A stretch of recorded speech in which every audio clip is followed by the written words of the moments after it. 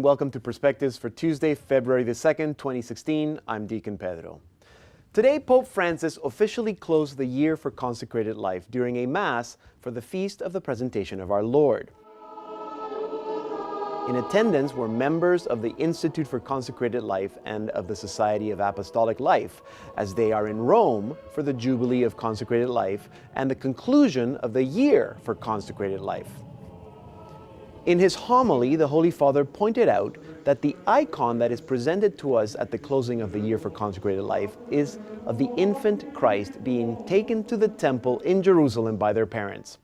In the Oriental Church, today's feast is called the Feast of Encounter, the Holy Father said. In fact, in this Gospel story, there are many encounters, the most important one being our encounter with Christ.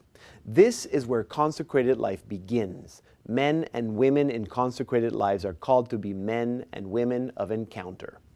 Pope Francis concluded his homily by saying that today we are thankful for this encounter with Jesus and for the gift of vocations to the consecrated life. He said how beautiful it is when we encounter consecrated people like Simeon and Anna, who are happy and grateful in their vocation. He also prayed that through the intercession of Mary, the child Jesus grows within us and increases in each one of us desire for the encounter and joy of gratitude. And today, the Hong Kong-based online newspaper Asia Times published an exclusive interview with Pope Francis. For me, China has always been a reference point of greatness, a great country, Pope Francis said, but more than a country, a great culture with an inexhaustible wisdom.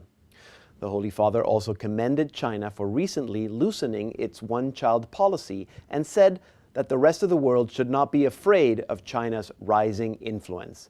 You can read the full interview at Asia Times, atimes.com.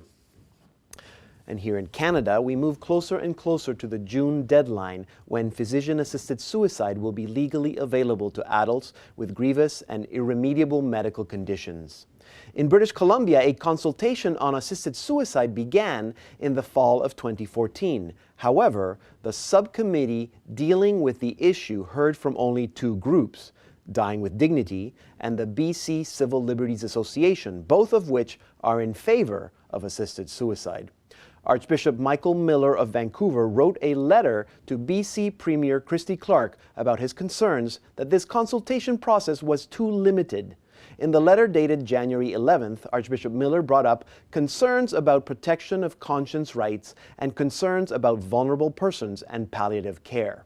Regarding the consultation process, the Archbishop wrote, "The Catholic community, which includes many Catholic healthcare facilities in the province, not to mention Catholic healthcare professionals and other healthcare workers, wonders why they did not receive an invitation to be consulted, especially given our contribution to healthcare in British Columbia.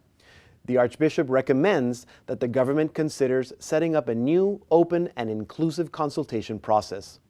The letter can be read at the Archdiocese of Vancouver website, rcav.org.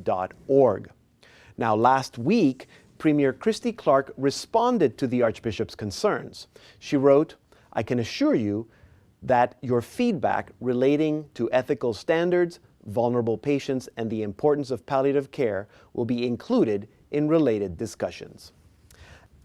And you may have heard that Pope Francis will play himself in the new Ambi Pictures movie, Beyond the Sun.